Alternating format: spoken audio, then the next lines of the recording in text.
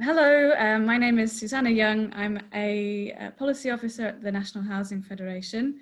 I'm here with Anthony Duerden, who is Group Chief Executive at the Calico Group, and Alex Atkinson, Head of Support Services for SafeNet, Domestic Abuse and Support Services. And we're going to be talking about Calico Group's domestic abuse work and how that relates to a settled future for their clients. So I'm really pleased to be able to talk to you. Thanks both for being here and welcome. I wonder, could you start off by describing the structure of the Calico Group and SafeNet and how they fit together?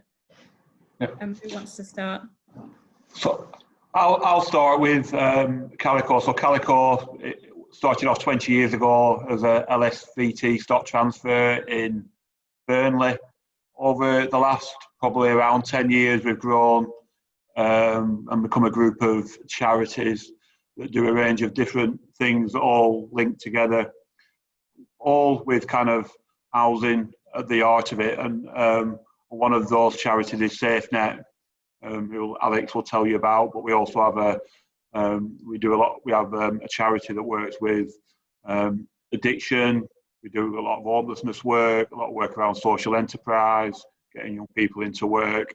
And so we have a group approach to doing that, where all those charities work together to do more, really. And as you would expect, housing's a real key element of that.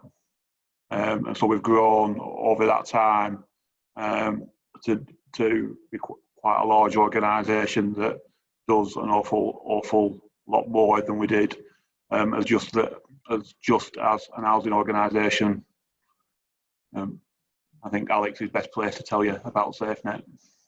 Yeah. So we joined the Calico Group. So SafeNet's been operating as a charity for over 40 years as a domestic abuse support service, offering refuge and community-based support. Sort of nearly 10 years ago now, we already had a really good working partnership with the Calico Group, and the way that we worked and our culture really complemented each other. So we looked at going into partnership with Calico, like I say, nearly 10 years ago now, and that was and that sort of partnership kind of looked at strengthening each other, looking at strengthening us as a charity. We were a small charity at the time. We wanted to reach more people and work with more people, but as a small charity, we didn't have the capacity or the ability to just do that. So that was the kind of thinking behind joining together and being able to work together to deliver more of the work that we do across a wider range. So at that point, we only had sort of one refuge and a community-based service, and over the last 10 years, we're part of the Calico Group and one of the charities, and we've grown dramatically as an organisation and been able to reach a lot more people, and a lot more people that ordinarily wouldn't have necessarily been able to access domestic abuse and support services. That's enabled us to reach a lot more people because we've got the strength of being part of a group. And sort of realising our aspirations as a small charity and the growth we needed. Thank you. Can you describe in a bit more detail how the partnership working that you've got going helps to find safe accommodation for people fleeing domestic abuse? You want me to answer that? Yeah. Yeah. Yeah. So I suppose in terms of developing the accommodation offer to help people find, it's about the fact that we're part of a housing company has allowed us to remove some of those barriers to finding accommodation. Our offer is a lot more flexible. So often some of the barriers to housing is around whether what the makeup of that housing looks like, whether it's self-contained, where it's based, whether it's supported housing. And I suppose in terms of finding different types of accommodation, the growth has come from utilising, being part of a housing company that has lots of different types of properties that we can use for our services to be able to offer. So for instance, historically, women's refuges didn't house male young men, young boys. So there was a historical barrier for women accessing support that had older boys. We quickly solved that as part of being part of the group by looking at dispersed accommodation and enabling that to happen. That was early on in our partnership. So we started to see things that frustrated us as a charity that we couldn't find accommodation for, and look to how housing and being a housing provider could answer some of those solutions for us.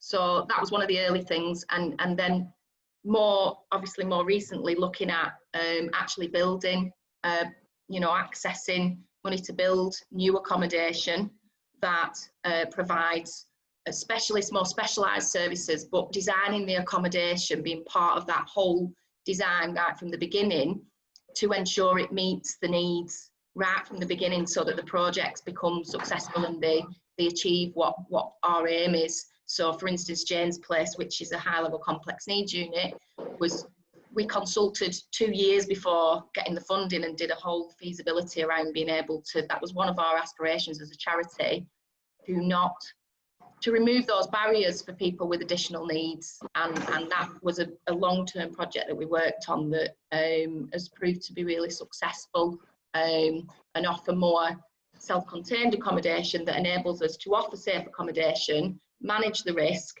but work with the recovery as well as the recovery from trauma abuse as well. Is that okay? I mean, what I would add, particularly around things like the new refugees, what the kind of the partnership gives us is when you're kind of developing new projects and finding the finance to develop new schemes, you're doing it in partnership with people, particularly when funding, if you're not an expert in those fields, can feel really uncertain, so it can feel really risky. What we've been able to do is kind of develop those projects with confidence, because by working with SafeNet within Calico, we've grown to learn a lot more about the scale and impacts of domestic abuse, the demand for those services, how the funding works, and even though obviously the funding can be challenging, there's different ways of making schemes work. And if you're working with somebody externally, it can be difficult then to kind of who takes the risk in different aspects. And working with SafeNet as part of the group, we've been able to develop schemes that work for Calico as an housing organisation, but also helps kind of manage the risk for SafeNet, so they can commit to a scheme like that. And I think the kind of what we've learned from SafeNet enables us to be confident, and our board to be confident to make those decisions because of our experience and knowledge of domestic abuse that we wouldn't have had if we weren't working with SafeNet. So it enables us to do things that work that without that kind of knowledge you would think were really kind of financially very risky, and obviously that would make it more difficult to kind of develop those schemes. The other thing I would add about working in partnership with SafeNet is what Calico have learned from SafeNet around kind of, I mentioned before, around the kind of knowledge about the scale and experience, the impact of domestic abuse. And so we've kind of grown to know a lot more about that, and that's kind of changed the way we do things. So there's a lot greater awareness. We've been able to support our staff more and colleagues around domestic abuse, and we've done a lot of training internally that's kind of driven by kind of what SafeNet's experience is. We've introduced things like Safe Leave, that's been really important for us. We've kind of got the DAHA accreditation, and we started to think about kind of men's role in kind of preventing domestic abuse and working with perpetrators. So all that kind of is something that's been kind of led by SafeNet that develops other activity within the group that hopefully makes a real positive difference on the organisation, but also on the communities where we work. And so it has a lot more impact than just kind of developing accommodation. And so the way we kind of develop our thinking just continues as we're going forward. So we've now developed programs around perpetrators. I think Alex mentioned that we're developing more male safe houses. We've just kind of opened another new refuge. We've got plans to do more in the future. Thank you. I wonder, what would you say is the advantage of a housing association being involved in working with a refuge? And is it because they are large, or because they can take risks, or because of the availability of accommodation?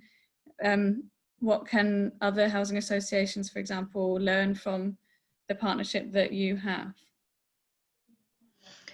I think it's the fact that we've not entered into the partnership with, and then there's a total respect for the specialism of SafeNet, and that's evidenced in the continuous growth and being able to how that's impacted on the whole of the services at the Calico Group, but also in how we operate from going from a small provider to being able to reach more people, which is any charity's aspiration, really, in terms of growing that strength and being able to reach groups that you wouldn't normally, that normally funding is a barrier, or access, or being able to find accommodation that suits. Those are things that can happen for smaller charities. A lot of things like that, getting over the funding and the availability, and being able to answer some of the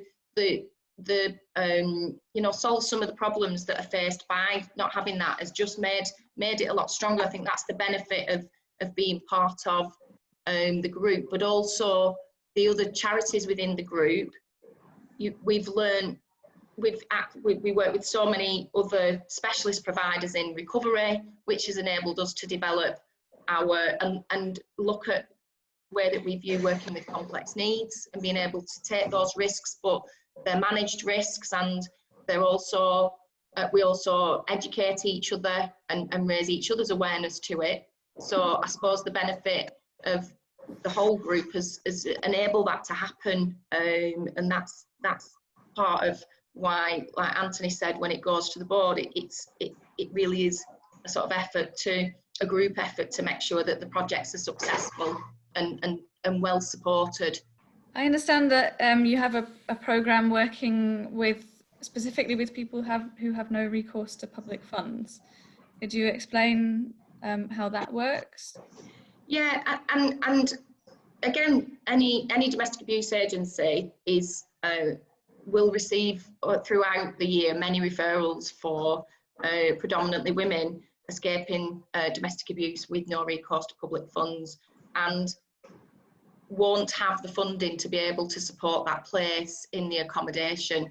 And again, this is something that's really, so we have high numbers of BAME families in a number of our refuges, and so we do receive high numbers of referrals. So the no recourse to public funds comes up really often for us in our services.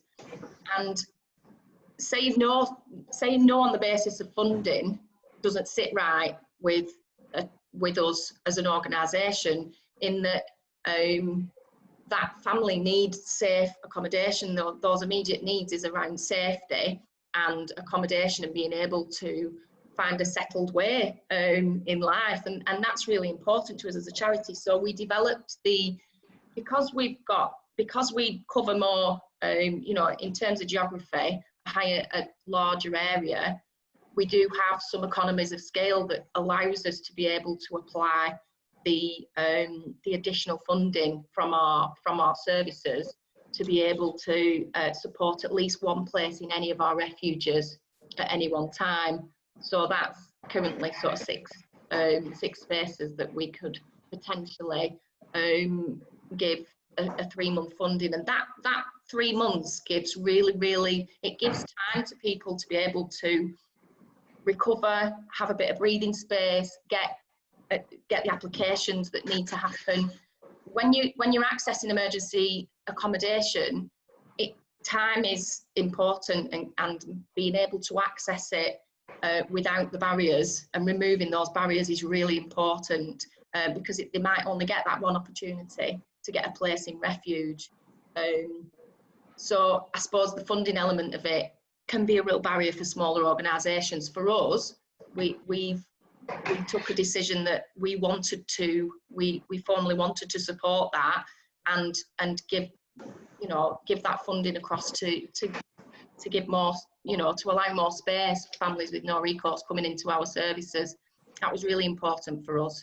And obviously we've developed the case studies and examples of the difference that's made to people's lives in terms of being able to access income, move on, go to college, get a settled way of life. So the outcomes are fantastic in quite short periods of time, really. That 12 weeks can really change somebody's life. Thank you. Where would you feel is a good place to channel investment into these kinds of services? What needs extra funding? So, I mean, from an housing perspective, I mean, we obviously can access kind of capital funding and funding for the development, and we've been able to do that successfully, working with partners, and it's possible to make these schemes work, be financially sound for Calico as an housing provider. I think as long as you work with the right partner, and we're lucky enough for SafeNet to be part of the group, we work with other organisations that aren't part of the group in a similar way, where we can kind of build that partnership. The one thing that surprised me, and I've learned about working with SafeNet, is a lack of funding for children's support in our refuges. And so we've got over 100 units of accommodation, and at any one time we'll have around, obviously the number fluctuates, around 100 children living with us with no funding to kind of provide any specialist support to those young people who quite often would have had a challenging time. So we do get funding at times from different organisations, but there's no ongoing funding, and there's certainly no statutory funding for that. And I'm sure Alex can say more about that. Yeah, I totally agree with Anthony there around and echoing around having to be really creative around continuous funding. So we're not too bad at getting the core funding that funds the basic accommodation-based service, but as Anthony's just pointed out, often the children's service is an add-on to that. So we're still back. I mean, back where we are accessing so many different funding streams, and they all finish and start at the same time, and we're constantly looking at when that funding runs out, what's the plan there. So you're constantly still navigating your way through as a charity to be able to keep your service operating. There's so much more needed in our services than just the basic accommodation-based services that offers the 24-hour staff. Anyone coming into refuge, any family presents with such varied needs. So the children also have a right to recover from the trauma that they've experienced. And in any refuge at any one time, there's always 2/3 more child residents in that refuge. So if we don't have a funded children's service, that's 2/3 of the residents that aren't getting that face-to-face work. So in terms of funding going forward for refuge provision, children have always kind of been viewed as an add-on to the family, and the focus is very much about how we support people into our services, get them safe and help them sustain and move on and recover. I do see a bit of a change in recognising recover from trauma in some of the recent bids that we've completed in terms of tender submissions. So I think commissioning is starting to look at it, but also I do think whenever funding pots are tight, children's funding and specialist funding pots, like children, women with no recourse to public funds, complex needs, those are additional pots that aren't seen as the bread and butter funding. So they're always added on as a separate, and we're always having to become really, really clever at being able to run for the next pot of money, fill a funding bid in, and keep those services ticking over. That's difficult as a charity to navigate your way around that, and for any housing provider or anyone really, the children's recovery is key to helping with the fight against domestic abuse. You know, that's our approach. So if we don't help children in the recovery, the cycle will continue. Yet we're just putting a plaster on if we're only dealing with the adults and not the children. So behaviours will never change, and the cycle of abuse will continue if we don't address children's needs in our services. That's really clear, thank you, and really important. If somebody is ready to move on from refuge, what happens then? So as part of the stay, the support planning that we do with the family throughout their stay is a really holistic plan. So we're working in partnership with so many different agencies around that. So it's not an overnight thing. I mean, it's a planned move out of refuge into more sustainable accommodation. So our aim is for that outcome to be where where they want to be for their move on, and for that to be successful. So in order for that to take place, we have specialist transitional workers that work with all agencies. So they start to work with, so on average, an average length of stay in one of our more generic refuges is about 4 months. So certainly from the 6-week stage, our transitional workers and resettlement workers will be getting involved and looking at what the choices are for the future, what the housing circumstances are. It's quite a long process to work with that, to make sure that they're being rehoused in the right area, they've got access to, and that area is accessible in terms of school services, and that they're feeling safe in that area and able to settle.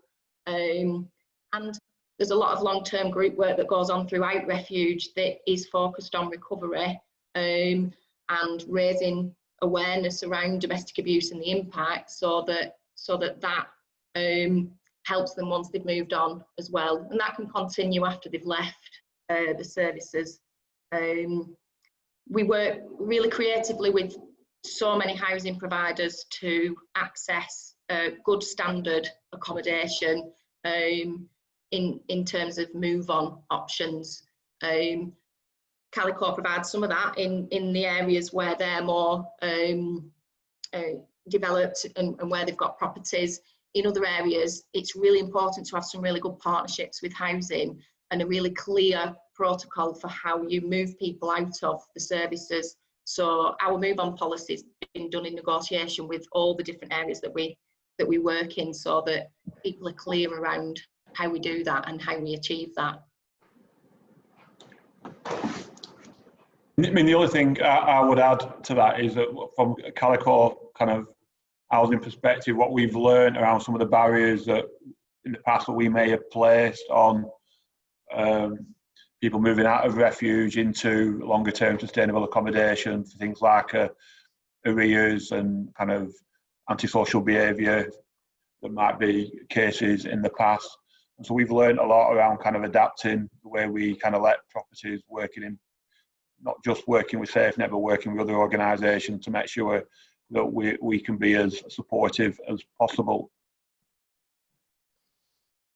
Yeah, sorry, just going back to so a couple of years ago when we apply for the MHCLG rounds, which we regularly apply for in the areas that we work, the transitional work came into that around recognising that when somebody comes into refuge, they're at really high risk because they've left the domestic abuse.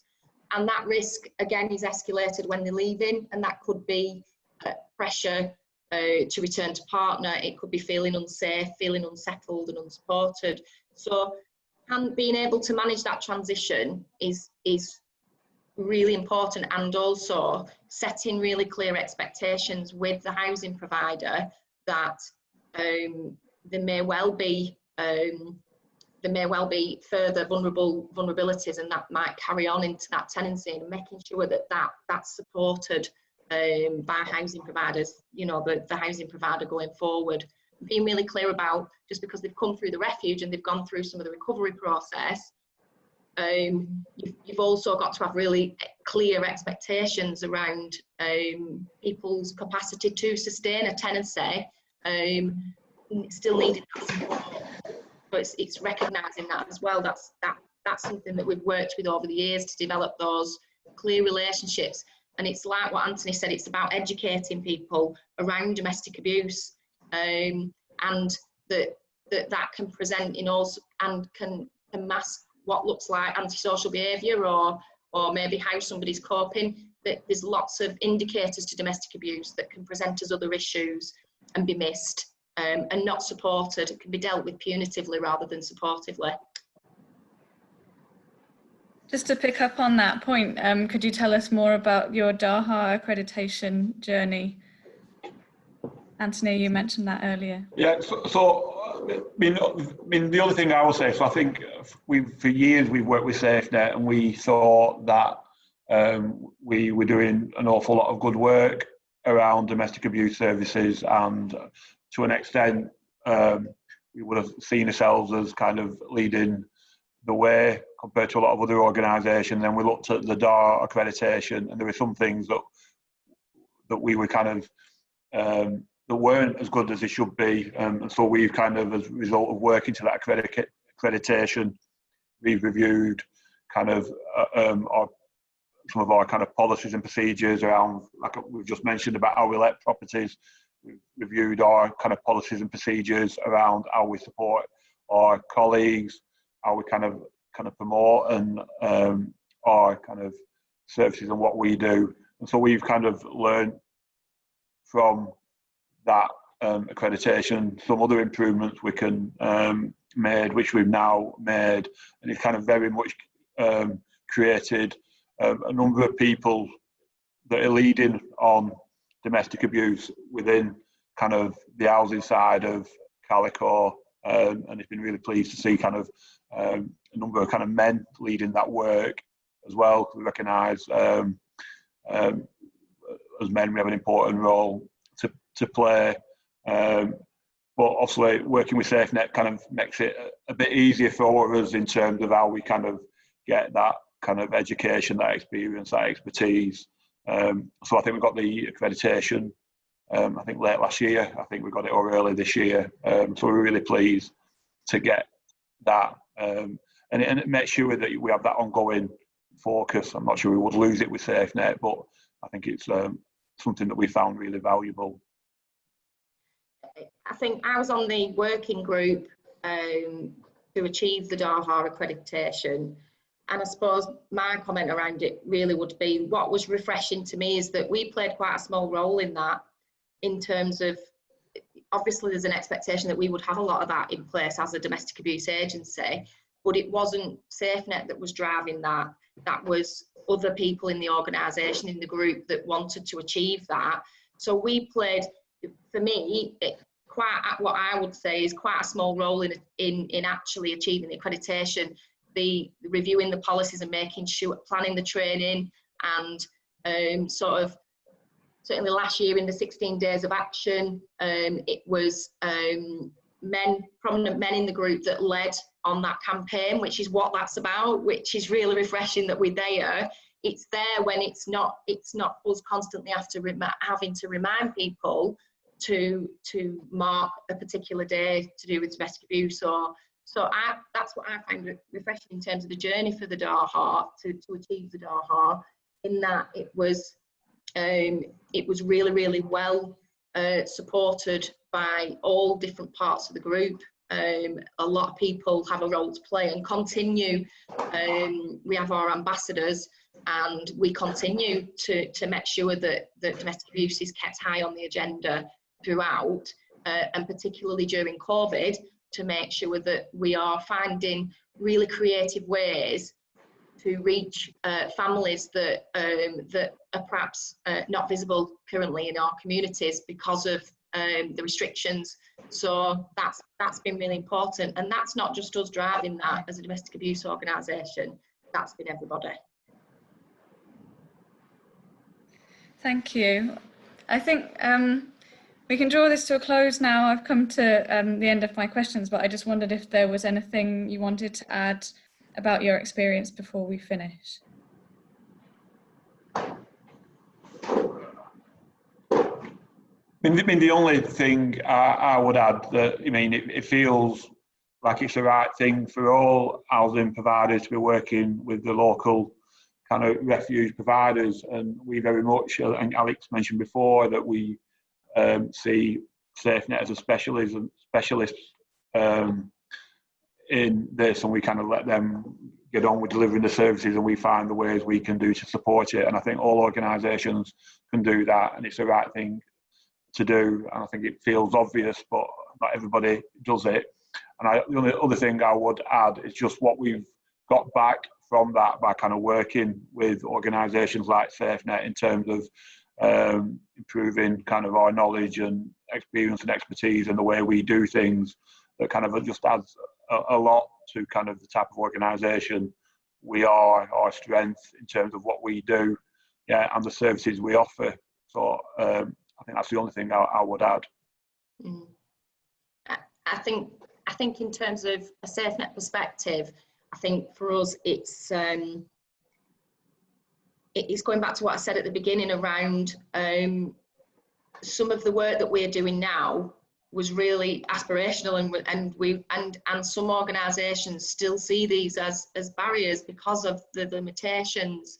And I think what some of our achievements are down to. So if we see a particular vulnerable group that's presenting with barriers, nobody's asking us to do this. This is us being proactive. So as a charity, obviously it's in our objectives to do it, and being part of a larger organisation enables us to go and find this and do this. It's not, people aren't saying, can you go and do that work? A lot of our projects have been set up as pilots to manage the risk and to look at, is this going to work? The men's service that we set up, male accommodation, was done as a 6-month pilot.